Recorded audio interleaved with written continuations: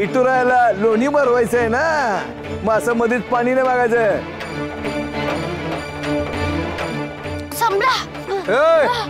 मी कुठं असं म्हणलं की तू मिरच्या खाल्ल्यानंतर इटुरायला लोणी तू भरव म्हणून.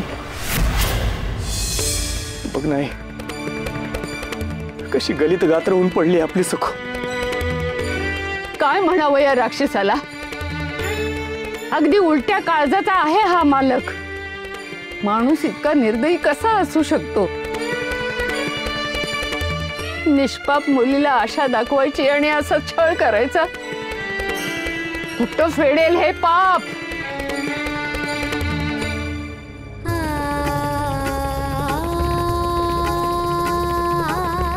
भाबडी पोरे ग माझी. आकर आकर लोणी.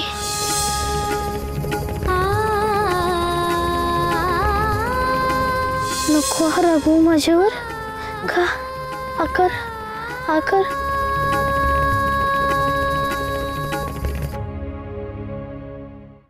यांची तक्रार मी थेट दरबारीच करणार आहे.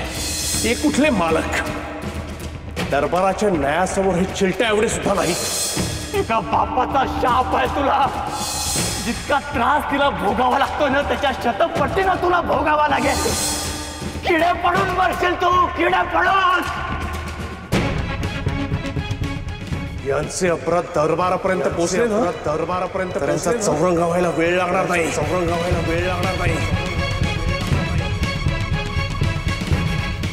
मालक पाणी.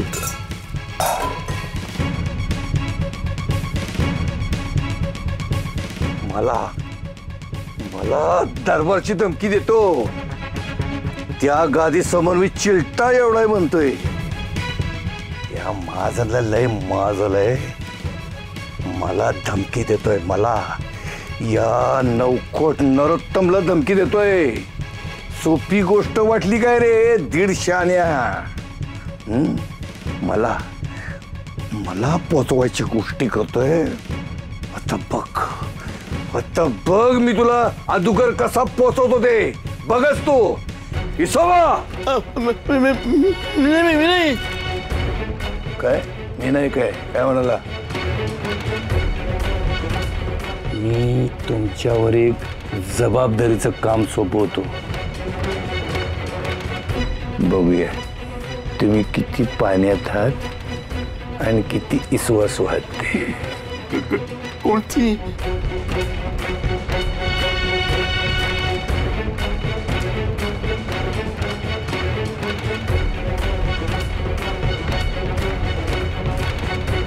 मला हे लखोट आणि रोक्याची थैली देतो.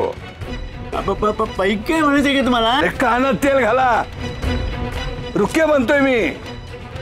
हे घ्या आणि मी सांगतो त्यांना द्या. पुढे काय ओढसा तो त्याचं बघून घेईल. भल्यानं पोचवलंय त्यानं. म्हणजे तो अण्णा महाजनला पोचवणार असंच ना. अगदी बरोबर बोलला. आता मामा दरबारात पोचल पण महाजन म्हणून नाही तर एक अपराधी म्हणून. त्याच्याच तांगड्यात त्याच्याच गळ्यात घालून पोचल. पण मालक योजना काय. सापळा काय.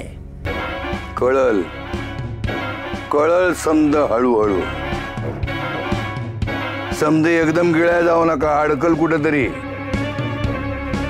तुर्तास तुम्ही मी सांगतो तिथं महाजन पोचायच्यात पोचा. पुढचं कधी कुठं काय ते समद कळल.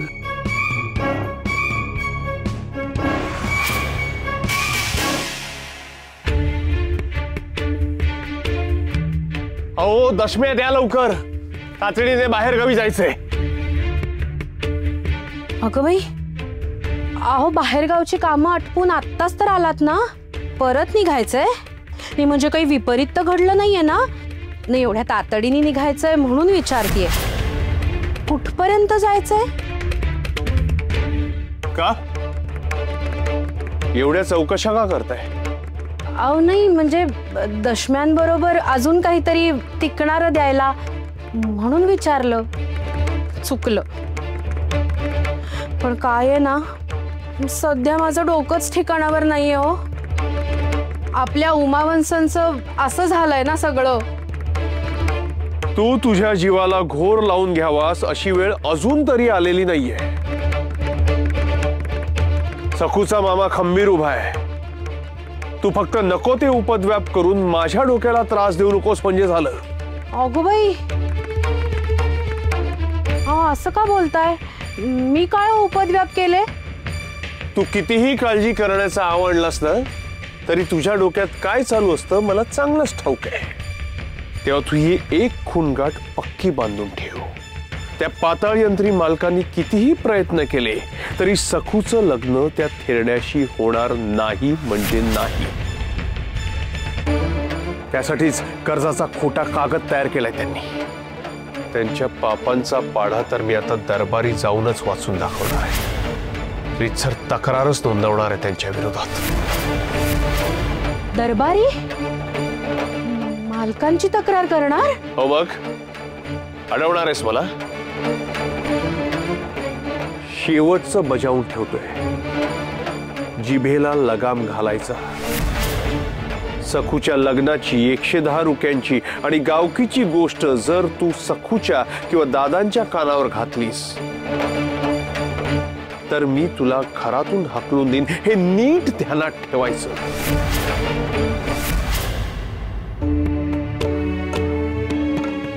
सखू बाळा, तोंड उघड.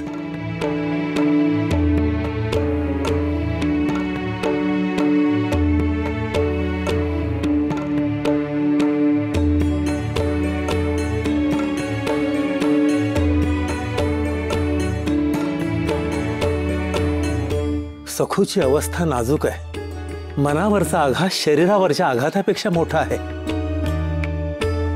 मग आम्ही यांना हेच सांगत होतो, विठुराया आपल्यासाठी फक्त एक मूर्ती आहे, पण सखूसाठी तिचा जीवाभावाचा सखा सवंगडी आहे. जिवंत आहे.